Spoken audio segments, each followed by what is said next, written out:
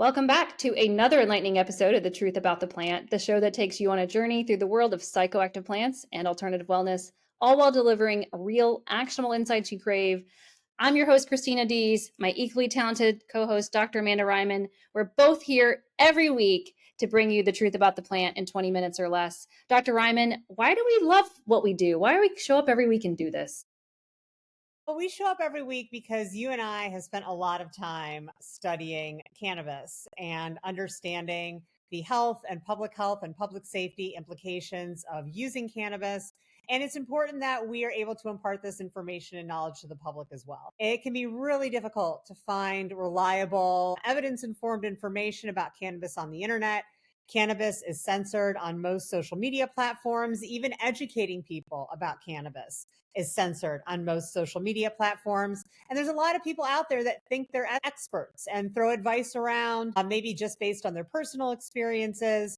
So as a result, you may have a good question about cannabis. You will Google it and you will get back 100 different answers. Many of those completely contradict each other. So how do you know what to believe? Well, that's where we come in. We are here to tell you the truth. We're here to give you the evidence, and we're here to do it in 20 minutes or less so you can get the information you need and get on with your day. You can think of us as your really cool aunties or your kick-ass granddaughters, the women in your life who will always tell you the truth.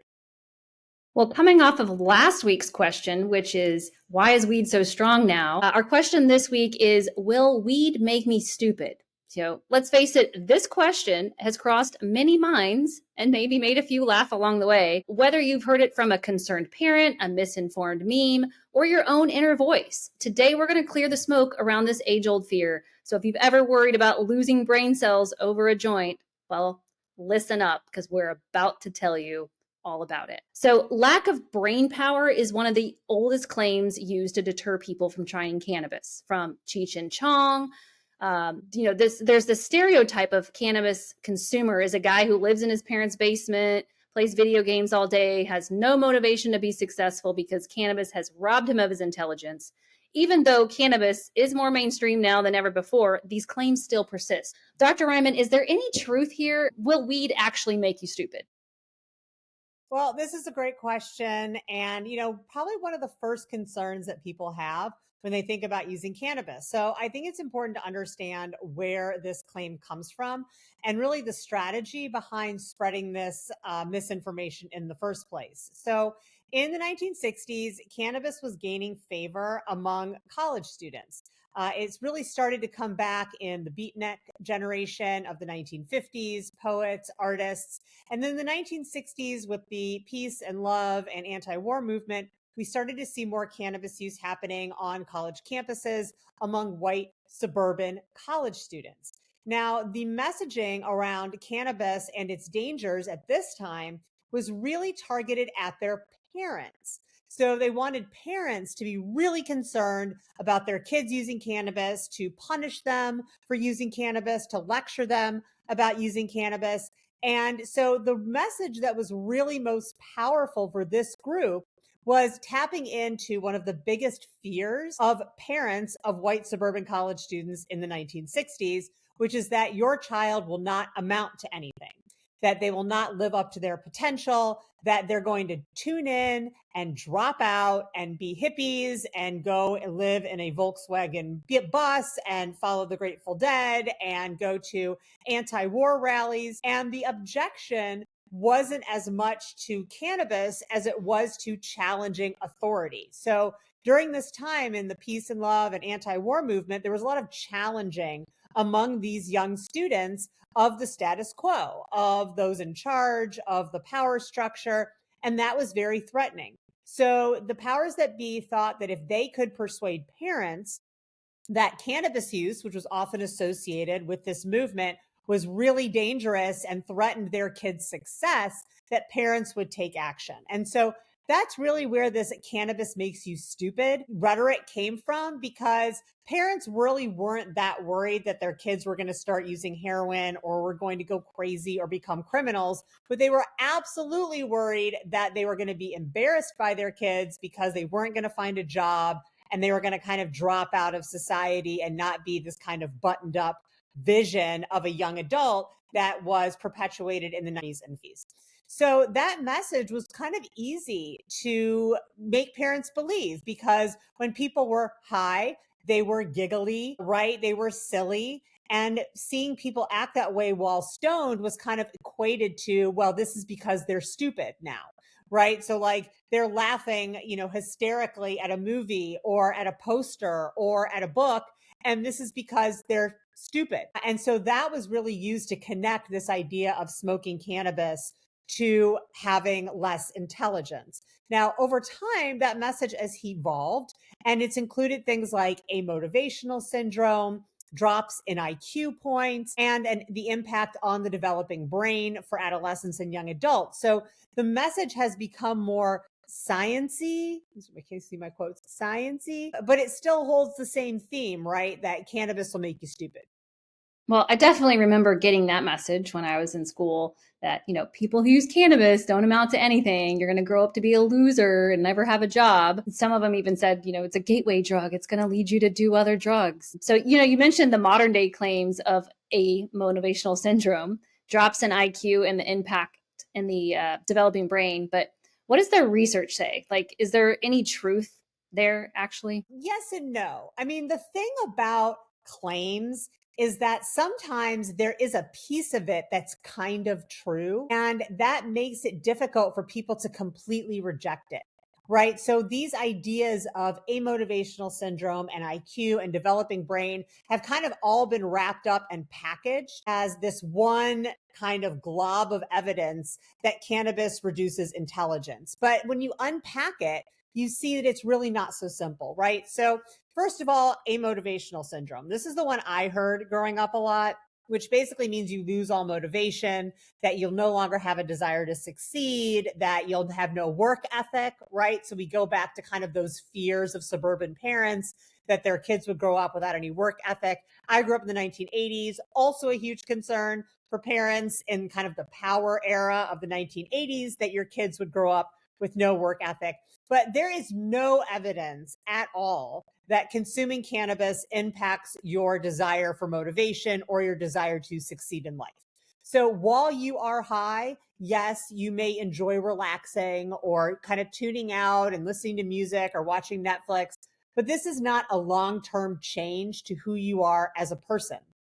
As we know, there are many very successful and motivated people who also use cannabis. Michael Phelps comes to mind. I mean, extremely disciplined, very highly motivated athlete. Also, out as a cannabis consumer, not the only athlete. There's a lot of professional athletes that come forward and talk about their cannabis use. And these are very highly motivated individuals. You have to be in order to succeed at something like professional athletics.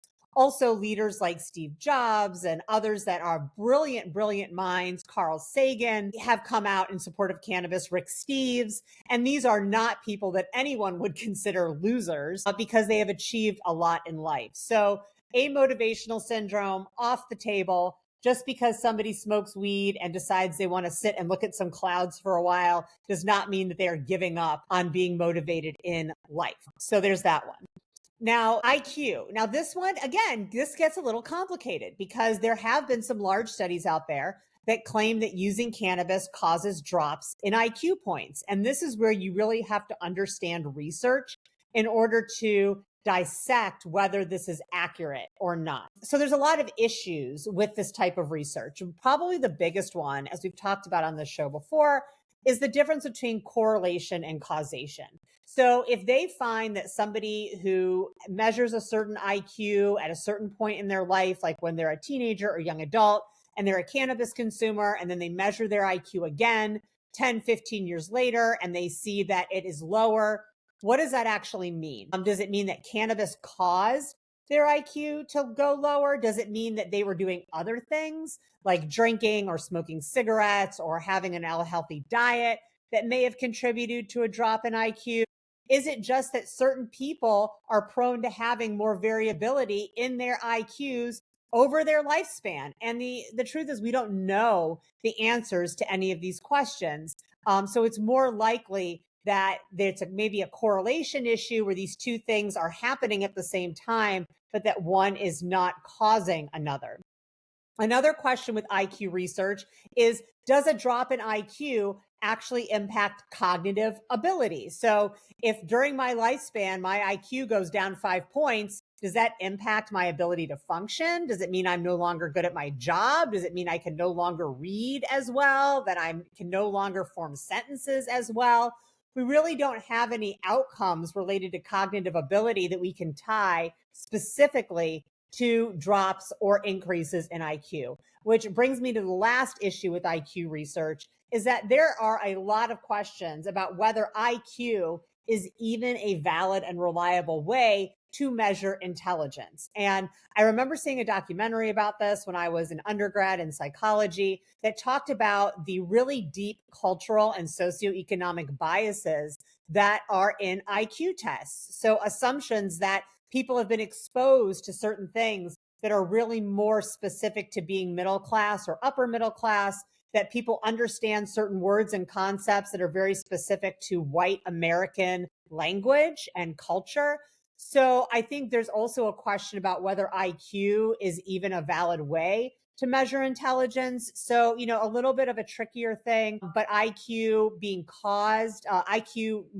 deficit being caused by cannabis use, we have not been able to prove that. And so the last one is the developing brain. So they're kind of getting trickier as we go along, right? So amotivational syndrome, no, not a thing, doesn't exist. IQ, okay, there's some research that shows there may be some kind of correlation there, but it's very kind of tricky and confusing and complicated.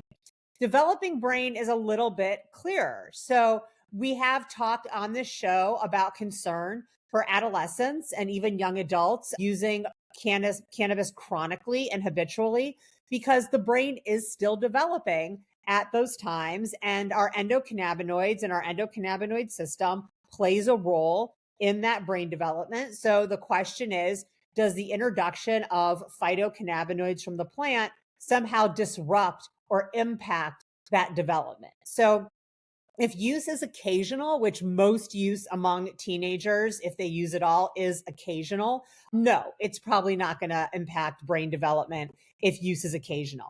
Now, if use is heavy or chronic, there is some evidence that maybe that disrupts brain development. But again, the research is really hard to take at face value. A lot of the research in this area has been a one-shot snapshot of brains of adolescents that use cannabis versus adolescents who don't use cannabis. And they'll point and say, see, this white matter area is smaller for people that use cannabis versus people that don't. But we're not measuring those over time. So we don't know if that brain area was smaller to begin with in people that use cannabis versus people that don't. We don't know if that different size of brain matter equates to differences in cognitive ability, right? We don't know if that actually impacts functioning. We don't know if some people's brains just develop at a slower rate. And, when they're 30, 25, 30 years old, they catch up and now the brains are the same size. So again, is it good for adolescents and young adults to be using heavy amounts of cannabis unless it's for a specific medical issue? No, that's not a good idea. I don't think there's anybody that would argue that that's harmless. Chronic heavy use of cannabis negatively impact brain development in a way that has long lasting implications for cognitive ability. We just don't know. So it's just a good idea to not take that risk. So that's why we recommend that those under 25 do not adopt heavy cannabis use unless they have a specific medical reason to do so. And that young people that are experimenting with cannabis should be told that while occasional use may not be harmful, that heavy use could cause some issues later. Yeah, we do have a really good episode on how to talk to your teen about using cannabis or marijuana. And that's what I would say too. Look at the reason that they are using it, because I agree with you 100% that no adolescent should be using cannabis unless medically necessary, which is very rare. So all of this sounds like there's a lot to consider. So just if I'm hearing you right, cannabis will not make me give up on my dreams and life's work. So amotivational syndrome out. The threats to IQ are complicated and fuzzy. I agree with you that like, how are we measuring it? That was kind of what I was thinking as you were talking. And again, we know already that if you don't use your brain, you lose your brain. So are these people actually using their brain in a healthy way? Or are they just sitting around doing nothing? What was the last one we talked about was the adolescents. So as we mentioned on the show before, yeah, younger people should take care and caution when using cannabis because their brains are still developing, even though like a puff every now and then will likely not impact their development. That's about sums it up, right? Absolutely. And I think one of the things you mentioned, which is really important, and this gets to our discussions on mindfulness, is that it's important to understand why somebody's using cannabis. Because if an adolescent or an adult is using cannabis heavily and chronically to address a mental health issue or to address a social health issue, those health issues could be highly more likely to impact intelligence and cognitive functioning later on than the cannabis use. So many times, especially with adolescents, we're trained to really hone in and focus on the drug use as the problem. But for adolescents, drug use is more a symptom than it is a problem for most adolescents. So trying to just get past that concern about the substance use and understand what is underneath, and also understanding that there's a difference between experimentation and chronic heavy use. An adolescent that is taking a puff off of a joint at a party every now and again, if everything else in their life is good and they've got good social connections and family relationships and they're doing well in school, that's not going to be a concern. If there's an adolescent that's skipping school in order to consume cannabis all day or is getting trouble with it at school, then there's the question of what's going on with that adolescent in their life. And if you're an adult, then the question is, why do you feel the need to consume cannabis so regularly? Is it a physical problem? Is it a medical issue? Is it boredom? Is there something else going on in your life? So will weed make you stupid? No, weed will not make you stupid. Should you be using in a way that's moderate and mindful? Yes, absolutely. And we talk a lot about that on this show, so you can peruse our former episodes about mindful cannabis consumption and moderate cannabis consumption. And we talk a lot about minimum effective dose and really understanding the motivations behind your consumption. And all of this is really important. So everybody is different when it comes to cannabis, as we also talk about. So only you know what's best for you in your own life. And so if you feel that weed is making you stupid, if you feel like you just are fuzzy in the head and foggy in the head, even after you've stopped consuming, then maybe a break is in order. Take a break, see if it makes a difference. If you take a break and you're still feeling fuzzy and foggy, maybe there's something else that you need to pay attention to. Maybe there's some additional services or help that you need in order to get to the bottom of what's. I love it. That's why I watch this show and I show up every week and I listen to you because you always shoot me straight and you shoot our audience straight and you're not going to tell them what they want to hear. You're going to tell them how it is. So there you have it. As it turns out, asking, will weed make me stupid isn't such a dumb question after all. So, all right. Well, for those of you that joined us today, thank you so much. If you enjoyed this episode, please tell your friends about us. The more people know, the better, because our goal is to educate and inform and share as much information as we can about the plant. So whether you're a curious newbie or you're a seasoned toker, or you just want to brush up on your science, we're here to keep you informed, not alarmed. If you've got your questions of your own, blazing curiosities, drop us a line at info@mypersonalplants.com. That's info@mypersonalplants.com. Your brainy thoughts fuel our next episodes, and we love hearing from our viewers and listeners. So don't forget to explore the YouTube Garden of Wisdom for even more plant-powered knowledge. Thanks for tuning in, and until next time, stay sharp, stay curious, and keep those questions sparking.